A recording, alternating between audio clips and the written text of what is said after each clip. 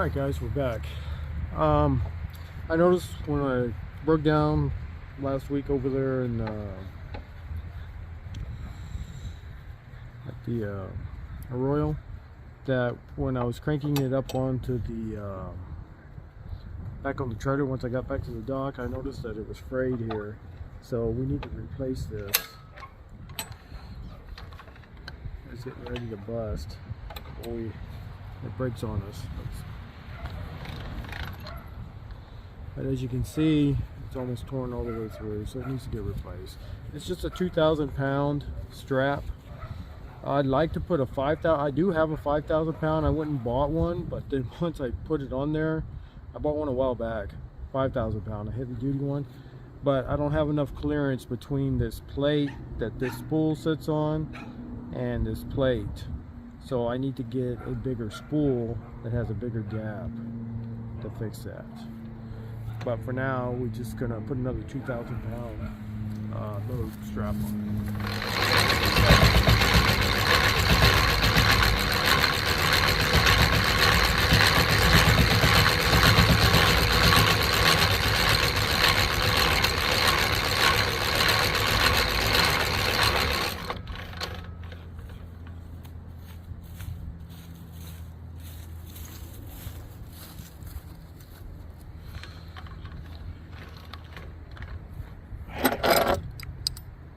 On mine, it's 9/16. Probably on your boat, it can be different. It can be 5/8, depending on the size of your boat. The bigger the boat, the bigger the boat's going to be.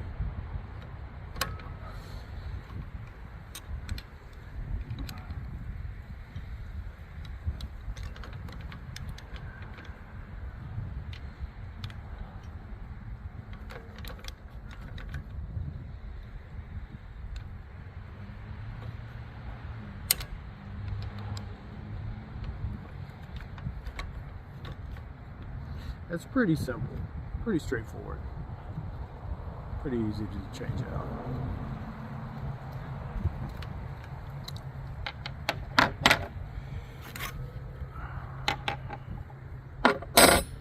That's that one's off. I bought a new one from the Sportsman the other day. I went by there, another one, 20 footer. I already got it laid out here in the grass in a straight line, so I can just hook it on and roll it back on there. What it did come with, it came with this bolt. What I don't like, they come with these little cheap flimsy bolts like this. This isn't going to hold the weight. Look how this bolt's already been bent. It's been ran through the mill. But it needs to be a thick, heavy duty bolt like that, not something skinny like that. So eventually I'll make my way down to the bolt company down there on Jackson and see if they have this. I'm thinking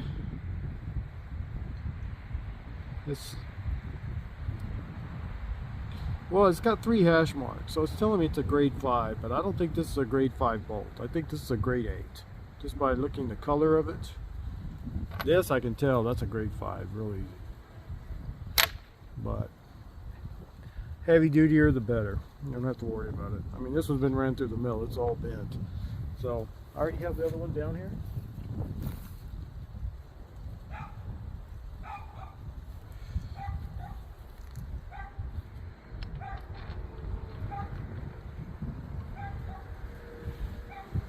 So I like to put the stitching down instead of up. So you crank it around here.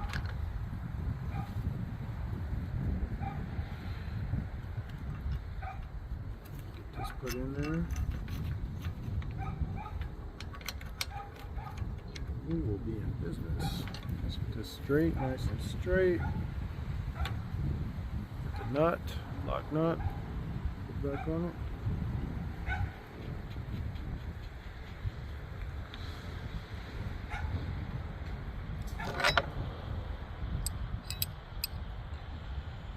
Now we're going to tighten it down.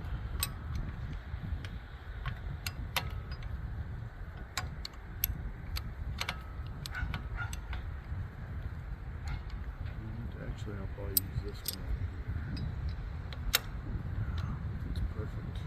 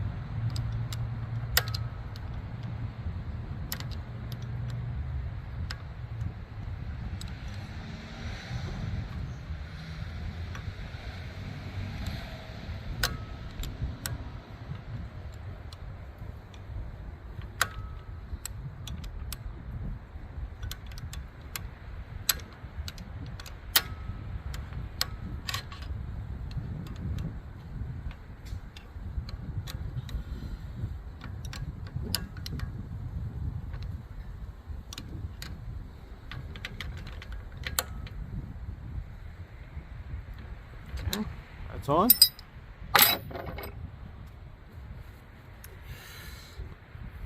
What I like using, Corrosion X. This is good stuff.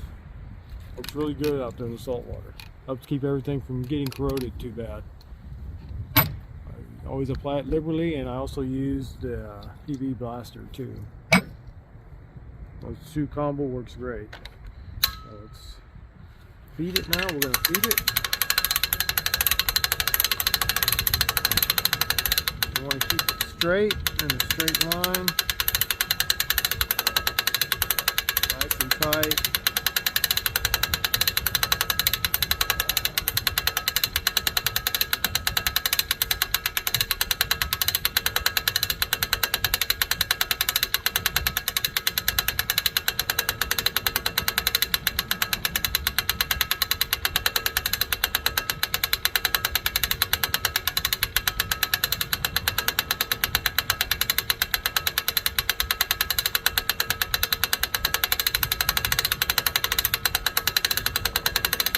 This strap is 20 feet long. It's a 20 footer. It's plenty long for what I need to do and the size of the boat that I have.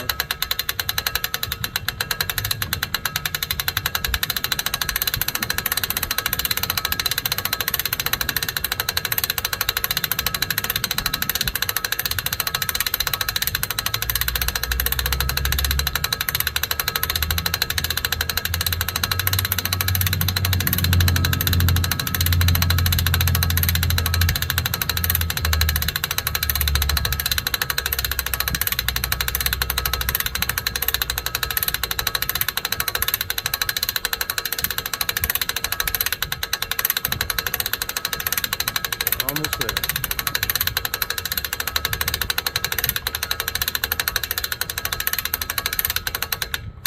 Stop there. I'm going to click it in. I'm going to keep the tension on it. I'm going to crack it. I want it to pull tight, so we'll let it tighten up on the spool. What's that? And that's that.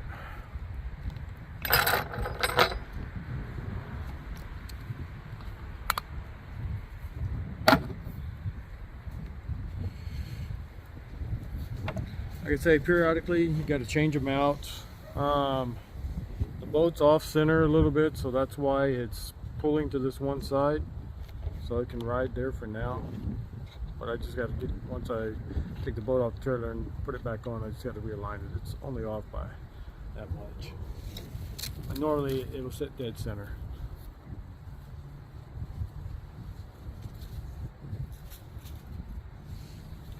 I think this is the 4th one that I've had to put on this boat since I've owned it. So I go through them pretty fast. I mean, it's been 5 years now that I've been using this boat. So 4th one, so it's about once every year and a half or whatever. Get it going on.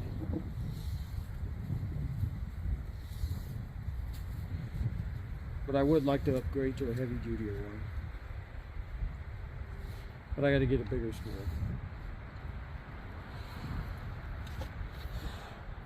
This is an old Sportsman trailer. It already had a lot of miles on it by the time I got it. It wasn't very well taken care of, so it does have some issues. I'm going to need to be replacing this main I-beam. I'm going to get it from the Sportsman. I think they're like 200 bucks. I just got to measure it. The guy told me I need to get the measuring on it, so I need to get the correct length, because apparently they got like 2 or 3 different sizes and then 2 or 3 different thicknesses. And because it's already rusting out all the way through on the second support bracket back here under the bow of the boat, so that needs to get replaced. The axles actually are in pretty good shape, but where the problem is the hubs, because nobody never used any of this Corrosion X on this trailer. I always put Corrosion X on everything, on my battery terminals, on all my circuitry up underneath my dash. because this really minimizes the corrosion, and nobody did that on those down there, and they're just crumbling. I don't even know if I can get those shafts out of there. I might have to replace the whole axle. If I could get the hubs out with the shaft, I don't know, I'm gonna have to get a torch on it and see, because you can't even remove it. So one, they're gonna have to get cut off, the nuts, whatever's left of them, because they're just obliterated from being in the salt water for so long. And all they had to do in the beginning is just shoot this on it, you know, periodically, and they would still be perfect today. This stuff really comes in handy. I cannot stress how good this stuff is. I shoot it on everything. But I am going to need to get those replaced too. So that's why I was saying in the other video, I was going to look in to see how much a new trailer cost, and then I got to do the math on what it's going to take to fix this one. And if it's cost effective, if it's going to cost a lot to repair this trailer to get it back to where it needs to be, and it's just cheaper to buy a new one, I'll probably just buy a new one. But we'll see. I still have some numbers to crunch to see what's going to get done here.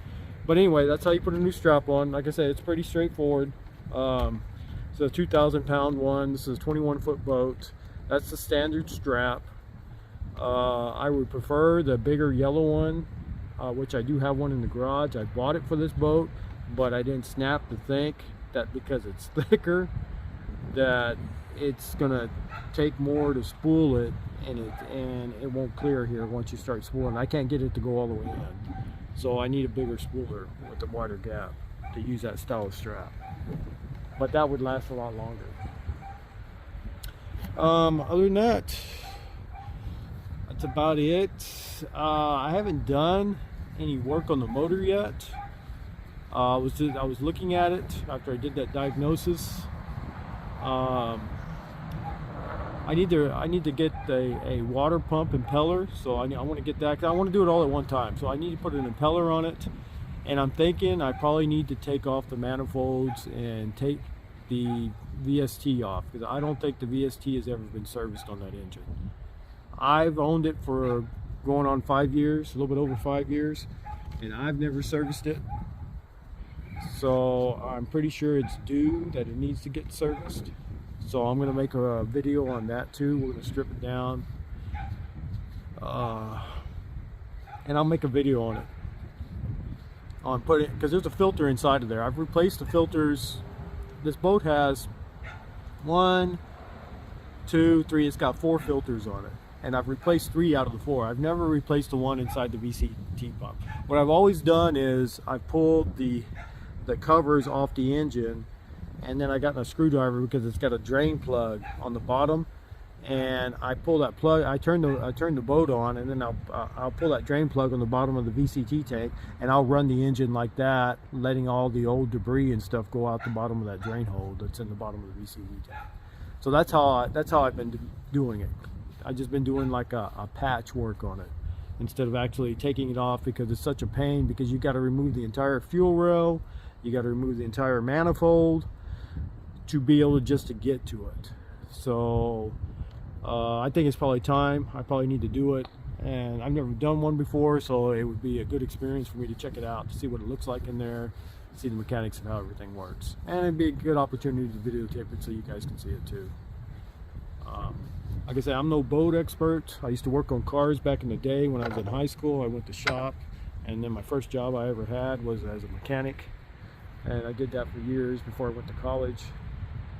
And I worked at numerous places. Worked for Custom Service Center here in Harlingen, worked for Econo and Tune in San Antonio for a number of years, worked for Yarborough's Automotive out in Cold Springs for a number of years, working on the San Jacinto, the big county dump truck and all their equipment. We had the contracts for that.